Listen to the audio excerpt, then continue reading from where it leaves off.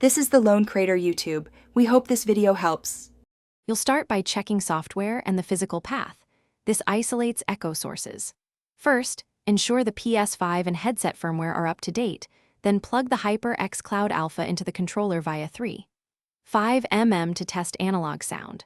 Once done, switch to a USB-C dongle to compare differences and set the Ps5 audio output and microphone levels to mid-range so the system isn't auto-boosting. This narrows the problem to hardware, cable, or settings quickly. Now you act on settings and swaps to remove feedback loops. Reduce the mic gain in the headset and Ps5 menu by 1 to 3 steps because high gain picks up speaker sound and creates echo.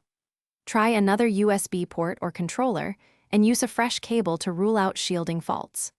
Also, toggle side tone and Ps5 voice chat echo cancellation to see which combination stops the echo. You're listening for when the feedback disappears, so you can identify the offending element.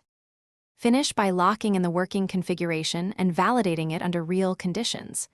Once you've found settings that stop echo, save them and test both party chat and a solo voice recording to confirm no residual feedback. If low gain and port swaps fail, apply a mild noise gate or reduce speaker output. If necessary, consider a firmware reflash or rollback. If echo persists, plug the headset into a PC to confirm whether the headset itself is faulty. This single test separates console settings from hardware failure. Thanks for watching. Consider subscribing if we helped you.